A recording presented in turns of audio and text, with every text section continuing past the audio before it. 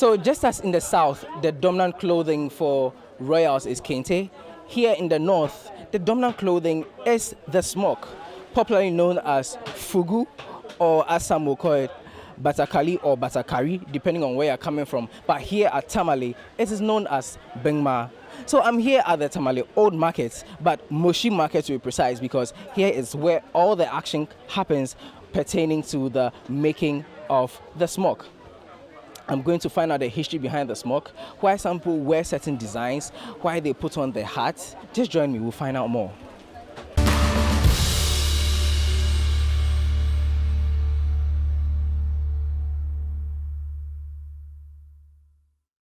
Anthony. Nah, Amaraba. See, Gwenya. Thank you very much for speaking with me, Mohammed Ali Abdul Samad. Yes. So tell me, smock making. Why is it that in the northern region, wearing of smock is such a big deal? How did it all start? Looking at Dagbang, Gonja, Nano, that is the Nanumbes, and Mampursis. When you look at the Gombes, Mampursis, and Nanumbes, they are from the same family. Tracing their family back to Zamfara State, down to northern region, you realize that they started wearing those fugu way back 14th century. 14th century. 14th century. I see. They came with it here. Then they have leakage with Moshi people. So when you travel down here, you realize that the market where we are now is started by Moshi people. Moshi people, so we call here Mohanadan, meaning the Moshi King chief market. So they started sewing like this, but the Dogombes were also sewing. But because it is their traditional wear, they use it more than we do. But when you are to trace the history, the Gombes use Fugu more than the Moshis. But they started it way back 14th century. Others even said that somewhere 12th century they were using the Fugu in their localities. But this is not the type of Fugu they were using. As at now, we are using the short type of Fugu, but they were using the long type. When you stand up, it will be around your knees. And is it like a straight dress? No, it's not a straight dress. A well-gadgeted Fugu, standard one, which will be located around your knees. But as at now, because we want to introduce life into it, we are now putting it around our waist. And it started not quite long. It cannot even gain more than 5 years today. I see. So, speaking about that, what are the various types of fugu? Traditionally, we are grouped into 4 different maybe ethnic groups here. Okay. The Gombes, the Mampusis, and then the Nanumbes, they go in the same lane. They use the same type of fugu. But when you go to this thing, Gonja, they have their way.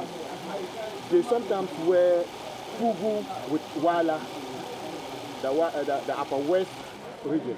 They have similar materials with them. And then when you go down to something like upper east, they also have the type of wear they wear. But the only thing that differentiates us when they are wearing it is the type of hat the person would wear. And then the type of wear he will wear, the fugu he will wear. And then the trouser, the down part of the fugu he's wearing. Okay, that would differentiate us. A typical Dagomba man would not wear a fugu with the same hat. That's in the color or the type? The color. The down trouser, he will not wear the same color. He wears this thing different. And he wears this one differently, and then the trouser would also be different. So a typical Dagomba man does not do color matching? Yes. A typical Dagomba man doesn't do color matching. What he wears is that maybe the color from the distance, some color should be part of the distance, but it should not be the same material. And then when you go to maybe Gonjes, they can wear that. They wear the hat, the fugu, and then the down. They don't have problem with that. That differentiates them from what? The Gombes. Okay. Now let's talk about the attire itself. What are there specific names of the fugu? What goes into naming of the material? We have something like Pankwabga. Kankabra. Pankwabga meaning guinea fowl feather. Oh, Yes. When you look at the color, its appearance is comparable to that of guinea fowl color. So we choose that to be Pankwabga. okay. And we have another color called Bonga. Bonga means line. So we can call this your shirt Bonga. This line. Yes, it's Bonga. Okay. And then the other one too is Bonga. Depending on the type of Bonga you wear, Okay. will tell us that this is the type of Bonga we wear. We call some of the colors can be red and white. We call that kind of this thing Obako. Obeko. Obako, like is something like a name given to a material to tell someone that someone will go. Oh, okay. So Obeko like she. Obeko. Obako. So we have them Obako J, that means a red line. Obako Sabenle, that means black line. We have Obako Zadozim, that means a yellow line. So like the one behind you. So this one is typical Gonja material. Okay. And they call this one something like Eotama. Awotwama. Yes, that means chief's namesake. Named after a chief. Yeah, that means that person is having chief's name. Okay. So they name that person after this thing.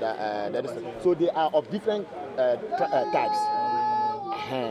But when you look at this thing, we also have something like this thing, tupari. That means guinea this thing, bean leaf or the cover of beans. Beans. The vegetable beans. The cover of it. We name it after a material. And we also have the pure white material. And then based on the type of material, but currently we are naming materials after dignified people around us, important people around us. We decide because of so we used to have a way like still is there something like Lordina Mahama. Because he was wearing it, we have named the thing after her. Was she the first person to wear something like that? No, but the material itself, it was in the system not quite long before they came to power. But because she wore that thing and then introduced it to the world, we named it after her, Lordina Mahama. So Samira Bawumia also came and started wearing thongs. A particular dress. So we named that thing after her, Samira Bawumia. So whoever comes into the market looking for a material that look comparable to that, would say, that person is looking for Samira Bawumia. Something like mine, if say someone like J.J. Rollins wears it to an event, Yes. means that you name it after So J.J. as at then, our maturity in maybe selling out our material was not up to that level. Look at how he markets the Fugu. By then we never named it after him. But the kind of dresses he was wearing, the material is called Bonga. But we never took it as a pain to name it after him. So it's now paining us. It's now paining because that was the era of our grandfathers. So you could have And they never knew something concerning business. okay. If we had named it after him, maybe Rollins would have also taken it as a pain to market it the more. So let's talk about sewing the fugu. What are the various types? When you are making it, are they all done by the hand of the machine? What are the various types? Well, How are they prepared? you cannot build a house without a foundation. Definitely not. There are more than 4 stages in preparing fugu.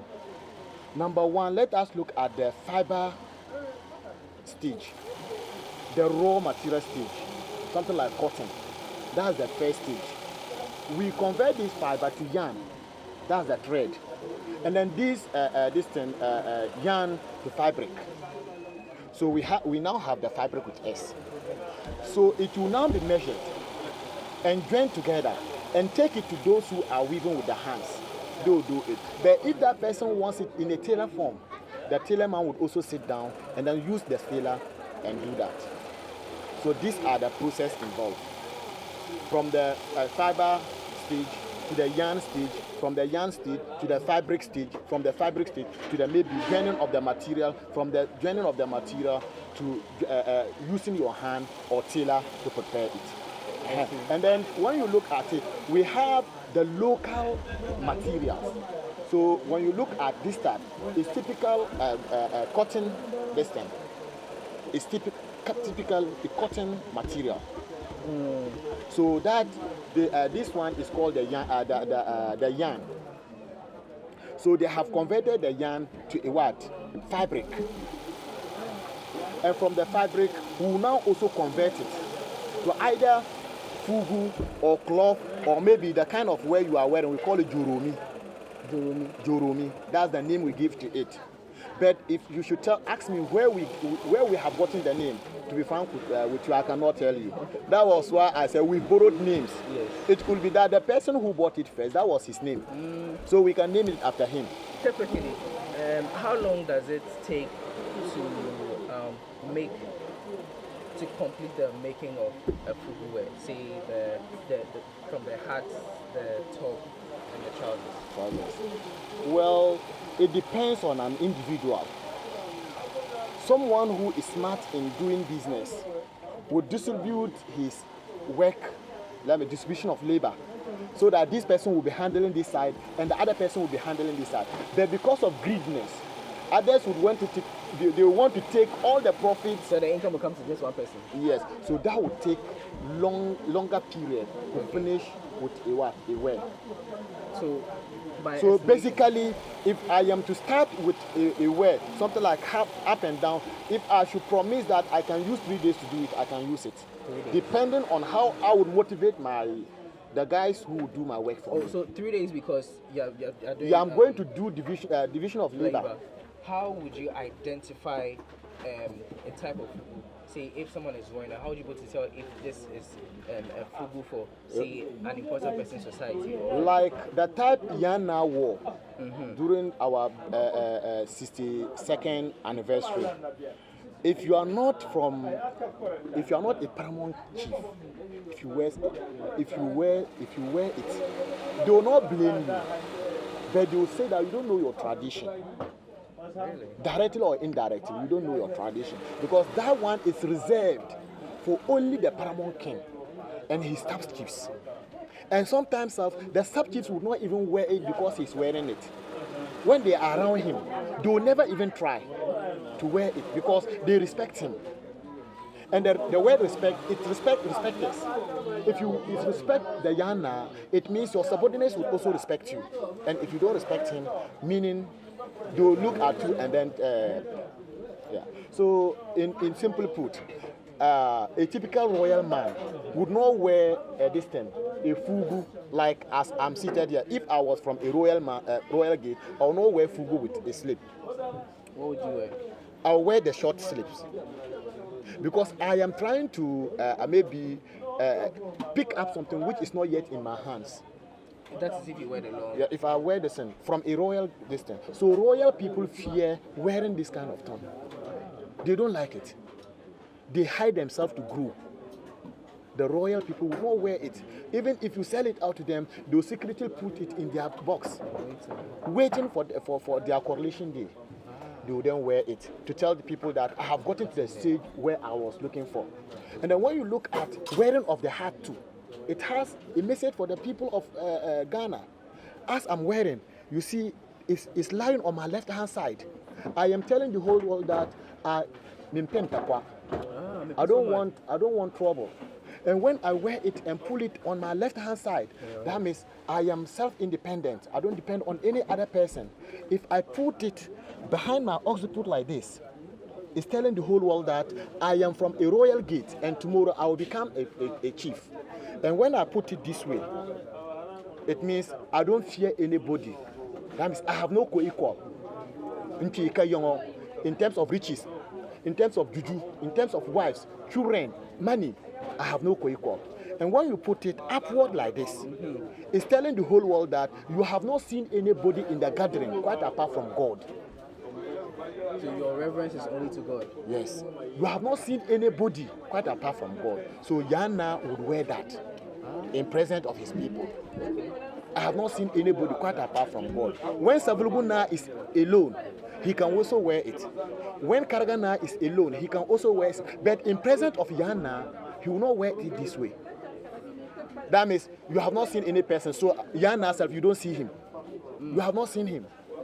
Directly or indirectly, you are insulting the Yana. So a typical Dagomba man who knows his tradition would not wear it this way when he's with Yana. What goes into pricing of the fugu? So say if I want to buy the fugu, I mean, what are the things I'm supposed to look at? How do I know I'm getting it for the best price? How are they graded? Well, depending on the type of sewing, counts. Okay. And then the heaviness of the material also counts. Okay. And then the gauges also counts. So there are some other things that we need to look at. Where the material is coming from is also counts. Because currently we have airway materials here. So compare when you are to do pricing. So your total cost plus profit margin would give you a price. I don't know if you are. So if you finish producing a product, your total cost in producing the product plus your profit margin would give you a price of that material. Okay. And for that matter, when you look at where the material is coming from, others we sometimes get them from Eweland, like who they bring us materials here. So if they are also to infuse maybe the cost involved in their producing and then the profit margin, when they come, the price would go up a little bit. If I am also to buy from them and also process a material, the amount the person took from me before sewing it, joining price, other price, if I do all this calculation and also trying to add my profit margin into it, you know definitely the price of that thing will go up small. Okay, so there's a general perception that fugus are quite expensive, and so it's people are a bit cautious or well advised before they go for the the clothes. Well, that is their perception. Okay. If you know the kind of the process through it goes before coming out, you know that the prices of the fugu self, we are trying to manage it down. So what's the range? The range, depending If on I want to buy. if you want to buy on the distance, we have the simple wear, Okay. which ranges 50 cedi, 60 cedi. Okay. We have that of 120, 130, up to others can even sell their fugu, depending on the quality of the distance, 3 million. Others would also sell it somewhere 4 million. And the standard tab will go around 15 million. Wow. But, so when you look at the big tab, these are the local tab that we have. Okay. That those I told you, they are around our thighs or knees. Yes. If I wear this type of fugu, it will be around my thighs or my knees. So tell it, yeah, depending on your height. So this one goes around 400. And then when you look at the material involved, this one goes for at least 250 or 250 cedi or 230 cedi. Just the material. Yes, this just material. So when you use it to prepare something like this, you cannot get a standard one unless you add something onto it. Okay. So the one who is also to sew, how much will he take from you? And before you take it there, you will have to sit, suffer, measure it before you give it out to a tailor to do the joining for you. He will also take something. The person who is also to do it, he will also take something. The inner liner, you would have to pay for it. Okay, so yours don't have it. So the inner liner, it also costs something. And then the down aspect, you see, we use material to do it. It also involves cost. And then when you look inside here, it has a liner. Okay. So it also costs you something. So when you are to do the general calculation of the process involved in bringing out a fugu, you know that we are just trying to make Ghanaians feel that there is a way called fugu. Mpaya Pam. Manga Paya Pam. Manga Paya Pam. Yeah. Right. So this has been, I've been speaking to Mohammed Ali Abdul Somad at the Mahatma markets, of the Moshi old markets actually. We're talking about the preparation of smock. I mean, all the nitty gritty. You now know that it's not so expensive because with as little as 50 or 60 Ghana, you can get one for yourself.